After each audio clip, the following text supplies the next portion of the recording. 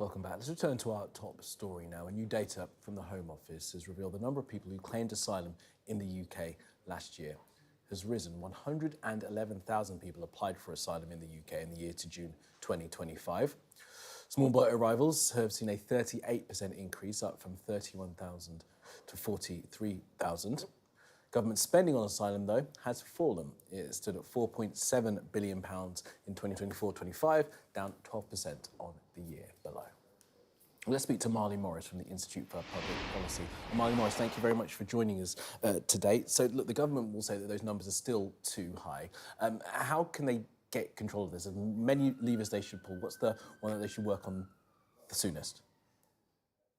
Well, the government has announced recently this the one in, one out policy.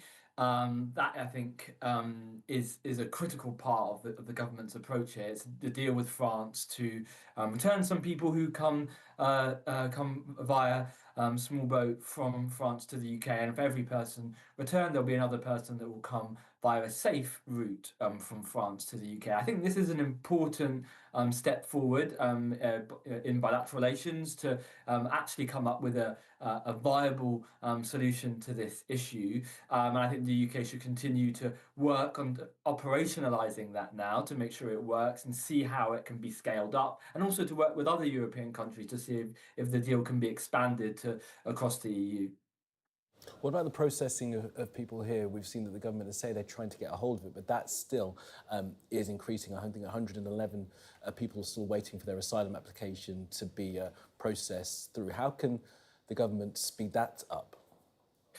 Yeah, so the initial asylum backlog, this initial decision backlog, has come down from, for instance, around 110,000 people in the backlog in March to 91,000 at the end of June. And that's not translating into a reduction in people in hotels. I think the reason for that is probably because of the appeal system. So we're getting a lot of people stuck in appeals. If they are refused at initial decision stage, they then might appeal, and then they get stuck in a very long wait to resolve their case. And the government is now working on this in the coming months. But I think really what needs to be focused on is how do you get that decision right the first time? So improving the quality of decision making as well as the speed, because if you get the decision right, then that will reduce the number of that need to be appealed. And at the moment, the appeal rate is very high; it's around 50%. So if we can reduce that number down, and actually that will speed up the processing of claims overall.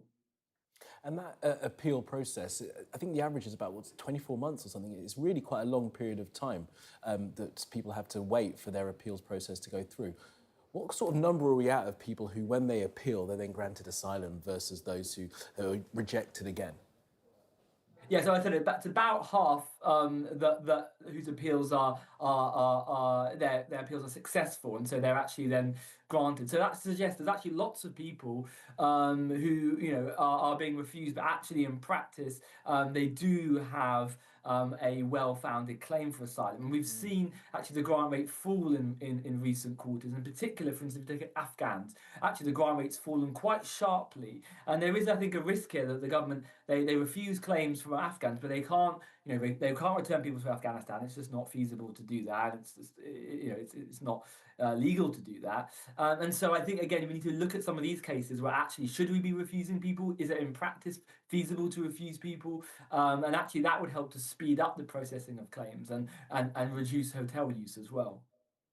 I don't know if you heard Kim MacDonald, a former DPP, was speaking about some of this yesterday on another broadcaster, and talked about perhaps we need to start looking at some of the parameters around the reasons that people can use to claim asylum. He said that they were written quite a long time ago, those rules were written quite a long time ago, when there were far fewer people who would even have the capacity to be able to move across the world. He says that now that we have, a much more mobile world community, we should look at those again. What do you make of that idea that perhaps some of the rules that allow people to claim asylum here are perhaps too broad?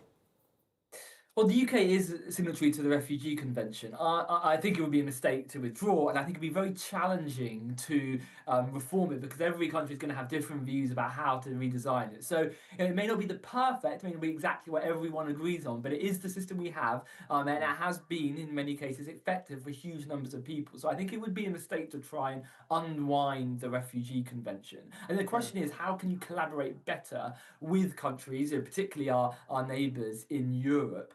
And countries further upstream to have better systems in place. So, for instance, could you have asylum processing upstream in the regions nearby where people are being affected or people are coming from, so that you can claim asylum there, you can have a safe route, and then you can reduce the number of people who might come to the UK via dangerous or irregular routes, and that might provide a safer alternative and also reduce this dangerous disorderly crossings we're seeing now. Also other ways to collaborate with Europe on tackling people smuggling and so on. So I think it's about cooperation rather than about trying to tear up the Refugee Convention, which I think has served us well for many decades. Interesting. All right, Marley Morris from the Institute for Public Policy. Appreciate your time this afternoon. Thanks for being with us.